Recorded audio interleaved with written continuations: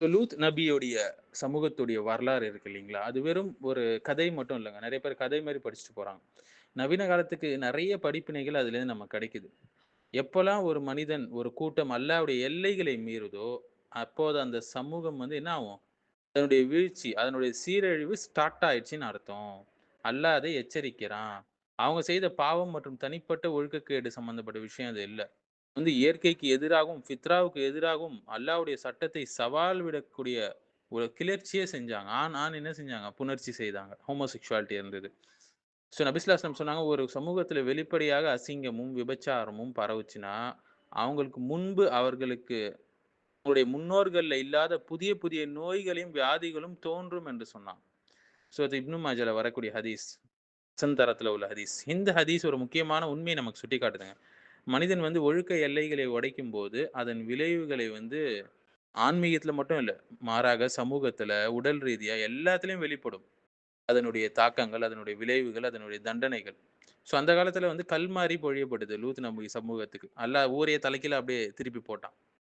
இன்னைக்கும் அல்லாஹ் நாடுனா என்ன செய்வான்? அதே கல்மாரிய அவன் பொழிய வைப்பான். அதே நேரத்தில அந்த தண்டனை இப்போது பரவலாக காணப்படக்கூடிய இந்த HIV, எய்ட்ஸ், பால்வினை நோய்கள், சிஃபிலிஸ், கொனேரியா, கிளமேடியா, HPV, அ டிபி அதாவது டியூபர்குலோசிஸ் ஆகட்டும், ஹெப்படைட்டிஸ் பி போன்ற பால்வினை தொடர்பான நோய்கள் ஆகட்டும், இது எல்லாமே நம்ம உலகத்தில இன்னைக்கு பரவி கிடக்கிறத நம்ம பார்க்கலாம். அதிகமானோர் இதனால பாதிக்கப்பட்டிருக்காங்க. மருத்துவ ஆய்வுகளும் என்ன காட்டுது? ஒரு பாதுகாப்பற்ற பாலியல் உறவு, பல பேருடன் தவறு செய்வது, குறிப்பாக பின்துவாரம் வழியாக ஆனல் செக்ஸ் போன்ற செயல்கள் வந்து HIV அதிகம் பரப்பக்கூடிய அபாயம் அதில இருக்கு. ஹோமோசெக்சுவல் பெர்சன்ஸ் வந்து யூசுவலா இந்த ஆனல் செக்ஸ் தான் அதிகமா பண்ணுவாங்க. இதனால அவங்களுக்கு வந்து இன்னும் அதிகமா பரவக்கூடிய வாய்ப்புகள் இருக்கு. இதனால தான் உலக சுகாதார அமைப்புகள் வந்து இந்த விஷயத்தில தொடர்ந்து எச்சரிக்கை செய்யுதுங்க. நம்ம இங்க புரிஞ்சு கொள்ளக்கூடிய விஷயம் என்னன்னா, பாதுகாப்பற்ற பாலியல் உறவுன்னு சொல்றாங்க இல்லைங்களா? இதை வந்து இந்த சமூகம் என்ன சொல்லுதுன்னா, உறைகள உபயோகப்படுத்துங்க. அதுதான் பாதுகாப்பு உள்ள பாலியல் உறவு சொல்லுது. இதுவே தவறு ஃபர்ஸ்ட்டு. மார்க்க ரீதியாக, ஆன்மீக ரீதியாக திருமணத்துக்கு அப்பாற்பட்ட எல்லா பாலியல் உறவுகளும் தவறான பாலியல் உறவுகள். இதுதான் எல்லா மதங்களும் பெரும்பாலும் சொல்லக்கூடிய விஷயம். இதுல ஒன்றுபடுது. இவனுங்க குடுக்குற விளக்கத்த பாருங்க. புரொடெக்டிவ் செக்ஸ் பண்ணுங்க அப்படின்னு சொல்லி வழிகேடான விளக்கம் குடுக்குறாங்க. சில நேரங்கள்ல இந்த போன்ற நோய்கள் வந்து ஒரு இன்ஜெக்ஷன் பிரிக்னால கூட ஆகலாம். பிளட் டிரான்ஸ்ஃபியூஷன் தவறா நடக்கிறதுனால கூட ஆகலாம். ஆனா அது ரேரஸ்ட் கேஸ். அதிகமான கேஸ் வந்து இது போன்ற உறவுகள்ல ஈடுபடுறவங்க இது போல தண்டனைகளை அனுபவிக்கிறாங்க. அப்போ வந்து கல்மாரி பொழியப்பட்டுச்சு. இன்னைக்கு புதிய புதிய நோய்கள் வந்து கொண்டிருக்கு இல்லைங்களா? சமூக குழப்பங்கள் இருக்கு. இயற்கை இயற்கை பேரழிவுகள் இருக்கு.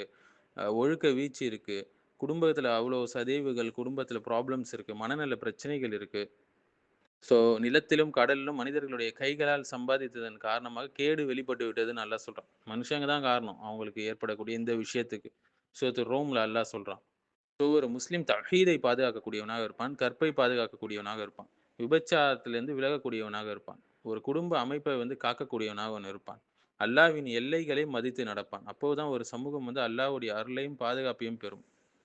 நம்ம பார்க்கலாம் இல்லைங்களா? 2024, 2025 கணக்குப்படி இந்த ஹெச்ஐவியோடு வாழக்கூடிய மக்களுடைய எண்ணிக்கை ஏராளமாக அதிகரிச்சுச்சுன்னு சொல்லலாங்க. தென்னாப்பிரிக்காலலாம் பார்த்தீங்கன்னா 7லேருந்து 8 மில்லியன் மக்கள். மொசாம்பிக்ல 2.3 மில்லியன் மக்கள். நைஜீரியால வந்து 2 மில்லியன். இந்தியால வந்து 2.4லேருந்து 2.5 மில்லியன் மக்கள் பாதிக்கப்பட்டுருக்காங்க. கென்யாலலாம் பார்த்தீங்கன்னா 1.4, டன்சானியாலலாம் 1.7 மில்லியன், உகாண்டாலலாம் 1.4 மில்லியன், ஜாம்பியா, ஜிம்பாப்வே எல்லாம் பார்த்தீங்கன்னா 1.3 மில்லியன் கிட்ட வருது. வயது வந்தோர் மத்தியில ஹெச்ஐவி உடைய விகிதம் அதிகமாக உள்ள நாடுகள் என்னன்னு பார்த்தீங்கன்னா, போட்ஸ்வானா இதெல்லாம் 20%. தென்னாப்பிரிக்கா, ஜிம்பாப்வே, நமீபியா, ஜாம்பியா, மொசாம்பிக். இதில கவனிக்க வேண்டிய விஷயம் என்னன்னா, ஹெச்ஐவி, எய்ட்ஸ் வந்து உலக அளவுல பல காரணங்களால பரவுது. பாதுகாப்பற்ற பாலியல் உறவு ஒரு முக்கிய காரணம். அறமான உறவுன்னு சிம்பிளா சொல்லிடலாம். இவங்க சொல்ற மாரி நம்ம சொல்ல தேவையில்ல.